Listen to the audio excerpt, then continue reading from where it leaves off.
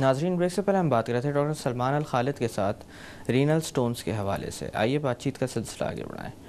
Doctor صاحب، میں جانتا نہیں ہوں کہ یہ بات آئی کہاں سے ہے، لیکن یہ بات اکثر و بیشتر میں نے مریضوں کے منہ سے سنی ہے کہ اگر ایک دفعہ پتھری ہو جائے یا پتھری وہ جانتے ہوں کہ ان کے اندر موجود ہے، تو وہ لوگ ٹماٹر اور پالک ان دو چیزوں سے پرہیز کرنا شروع کر دیتے ہیں.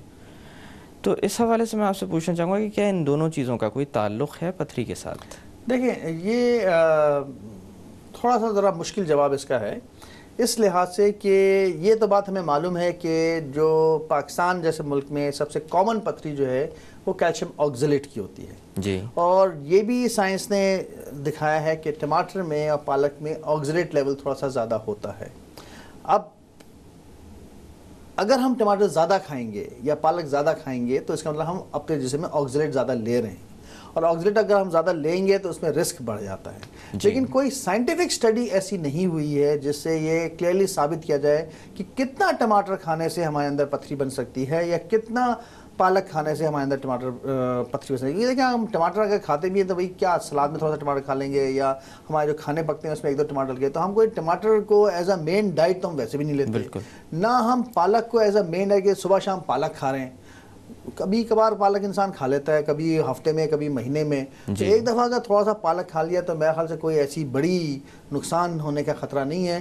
لیکن یہ آپ نے صحیح کہا کہ آئی تھنک یہ حکمت سے یہ ٹرانسفر ہو گیا، یہ ایک جنرل ایک کانسیپٹ سا بن گیا ہے جس کی آئی تھنک کوئی اسٹرانگ سائنٹیفک ایویڈنس کوئی نہیں ہے ابھی.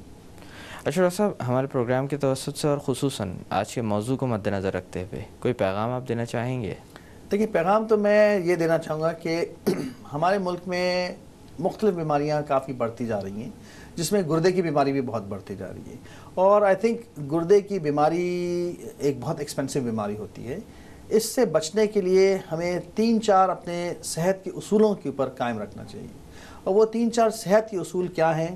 ڈائٹ ہمیں پراپر لینی چاہیے. انفارچونیٹلی ہمارے ملک میں ڈائٹ بے تحاشا فاسٹ فوڈ اور روغنی غذاؤں کا انفلوئنس ہو گیا ہے. تو ہمیں ایک ہیلدی اور بیلنس ڈائٹ لینی چاہیے. پانی کا استعمال زیادہ کرنا چاہیے، جس میں جیسے میں نے بتایا کہ 10-12 گلاس کم از کم پانی ضرور پینا چاہیے.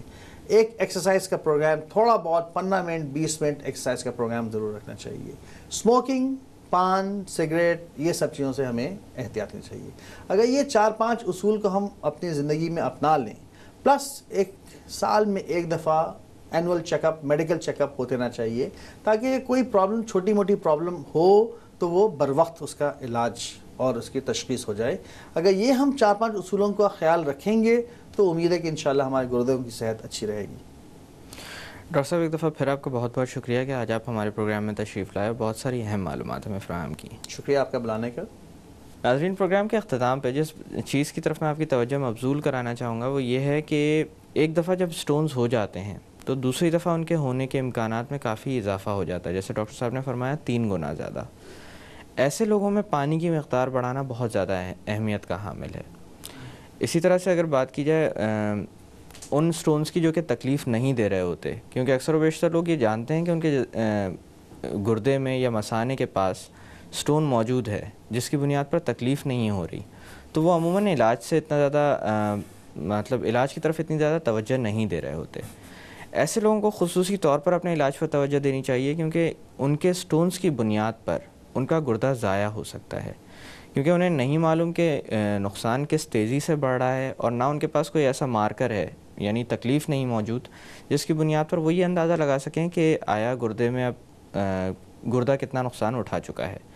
اسی لیے بہتر یہ ہے کہ اگر ایک دفعہ یہ معاملہ سامنے آ جائے تو جلد سے جلد علاج پر توجہ دیں، اور وقت کے ساتھ ساتھ رینل سٹونز کے سلسلے میں جو بھی پروسیجرز کیے جاتے ہیں ان کو اتنا سیف بنایا جا چکا ہے کہ اب آج کے دور میں نہ اسکار کی ٹینشن ہوتی ہے، نہ سرجری یا پروسیجر کے بعد کچھ خاص کمپلیکیشنز کے امکانات ہوتے ہیں کہ آپ اس پریشانی میں یا اس خوف سے اپنا علاج نہ کروائیں کہ کہیں کوئی کمپلیکیشن نہ ہو جائے. انہی الفاظ کے ساتھ میں ڈاکٹر اکرام آپ سے اجازت چاہوں گا. اپنا خیال رکھیے گا. اللہ حافظ.